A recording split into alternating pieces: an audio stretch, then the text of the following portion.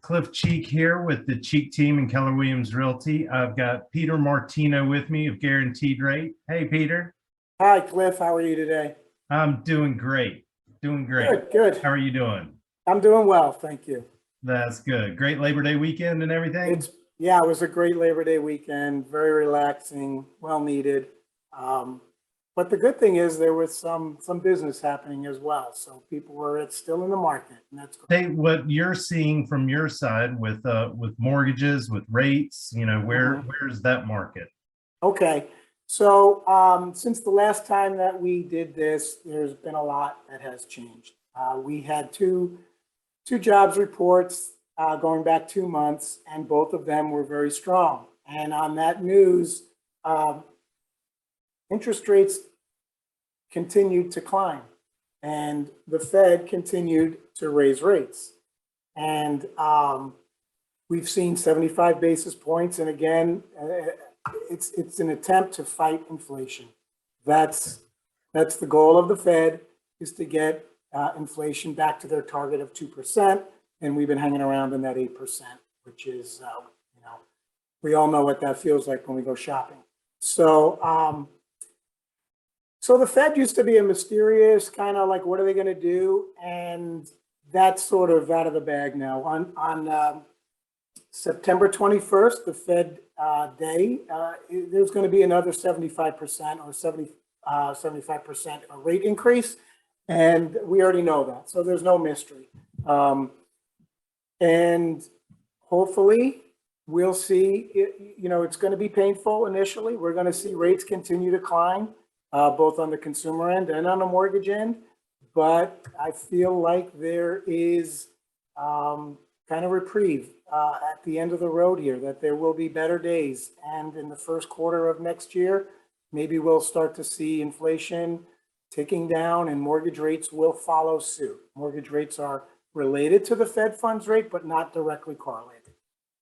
Gotcha. So when you say that it is scheduled a mortgage rate hike on September 21st, and you said it was possibly a 75% rate increase, what does that truly look like? I mean, in terms of... So that means, so if we're seeing rates in the high fives and low sixes, then we're probably going to go up. We're not going to go up another 0.75%. You're not going to be looking at 7%, but we are looking, there's going to be a 6 in front of most rates in the near future. And that's sort of, it's a little weird. Rates are 3% higher today than they were a year ago at this time. That's and wild to see a 3% increase in a 12-month history, in a 12-month period of time, that's really fast. And I don't think the general public has sort of absorbed that as a new normal. So, I mean, I believe that that's happening now, but that's kind of like there's still a shock or an impact. So that we might be seeing an 1/8%, 1/4% increase in mortgage rates. Okay, right. In the near future, with the goal that we're going to see these things come down, maybe first quarter, second quarter of next year. Wonderful. So yeah, that's kind of what I was getting at there. The 0.75% sounds big, but it may be that you're going from 5.8 to say 6.2. It's not correct. Not a huge jump. I mean, yes, over the life of the loan, of course, everyone would prefer the 5.8 versus a 6.2. But I don't think it's going to be disastrous. And I think with the whole controlling of the Fed and inflation has actually worked in our favor of bringing the market from a very, very strong seller's market to a more of a balanced market. We are still in a strong seller's market currently from all the numbers that we're seeing, especially here in Brunswick County.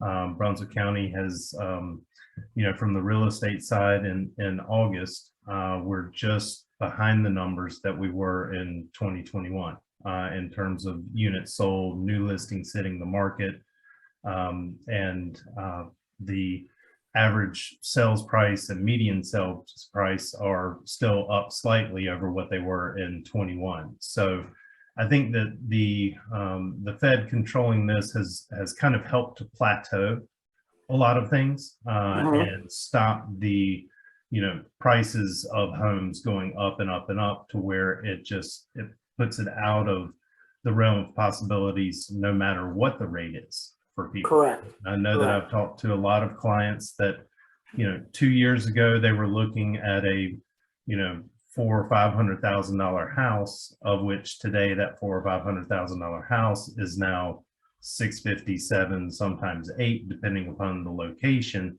And what they had budgeted, the 400,000 or 500,000, really doesn't get them what they were looking at that time. So if we were staying on that trend of things going up and up and up, I think that it would have just priced everyone out of the market. So this little bit of a level set here, I think, is going to ultimately benefit buyers in the long run. And then hopefully, like you said, come first of next year, we'll see the rates starting to tick back down after a brief period of a plateau here through the fall and winter. Right. I agree. And with that sentiment, excuse me,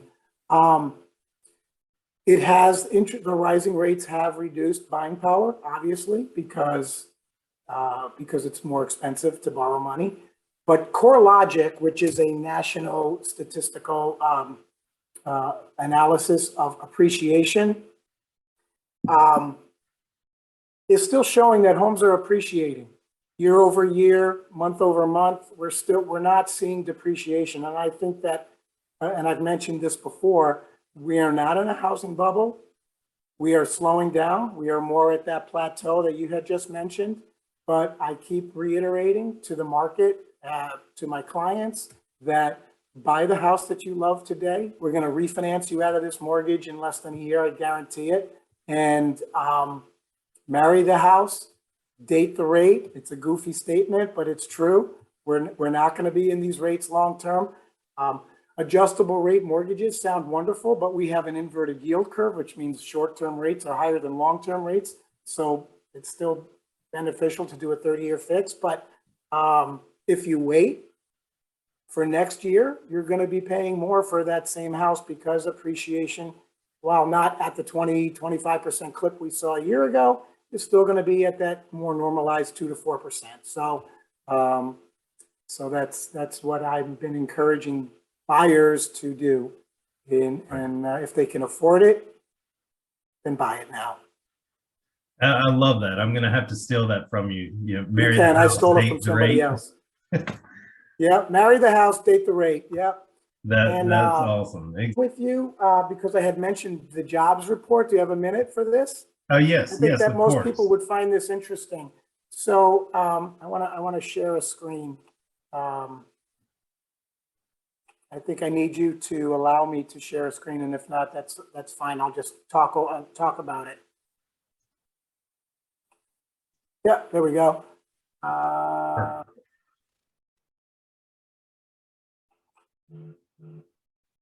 Can you see that? Can you see this? Yes, sir.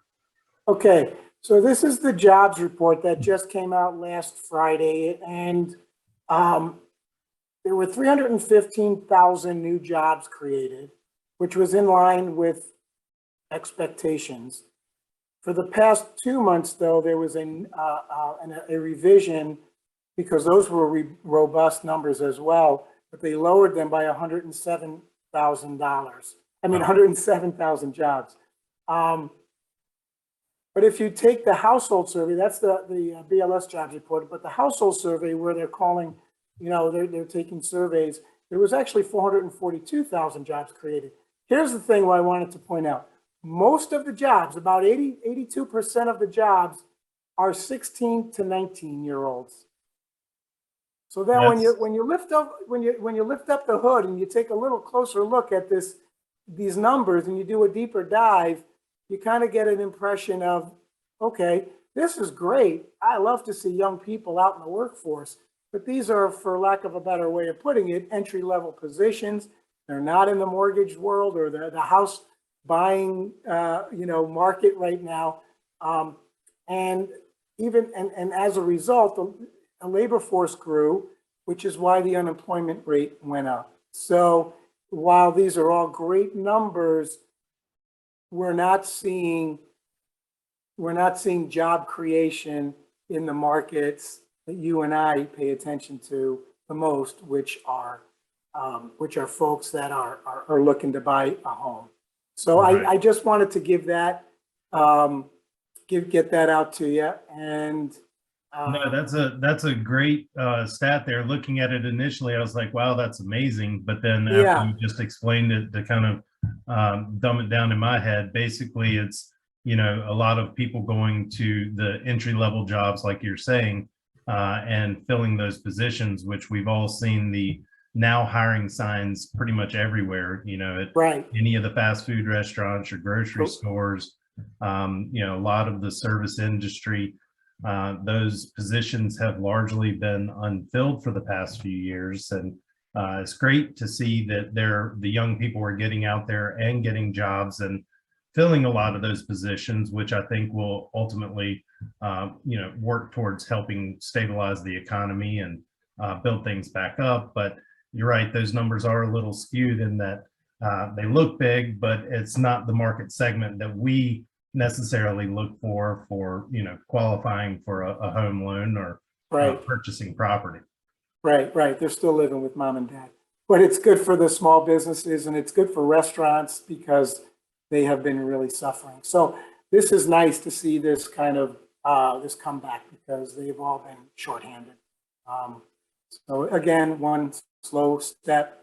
This is actually a big step in kind of coming out of this pandemic world as it starts to kind of be more of our history. You know, it's great news. Yeah, you got to walk before you can run, right? That's right. So, well, that's what I have for today, and maybe we'll catch up again next week or after the Fed does their rate hike on the 21st. We'll see where we are. Yeah, that sounds great, Peter. Well, you know, everyone watching, if you're looking at purchasing a home, like Peter said, marry the house, not the rate, date the rate. And, you know, with the Fed going up on September 21st, if you're on that edge, go ahead and lock it in, get the house that you're wanting now to avoid inflation in the future, because it may be, like Peter was saying, first of next year, first quarter of 2023. Before the rates really come back down to where they are today. And at that point, you may be paying a little bit more for a home. So give Peter a call, Peter Martino with Guaranteed Rate. We'll post his contact info at the end of the video. So appreciate everyone watching. And Peter, thank you so much for joining us today. My pleasure. Have a great day, Cliff. All right. Thank you. You too. Bye-bye. Bye-bye.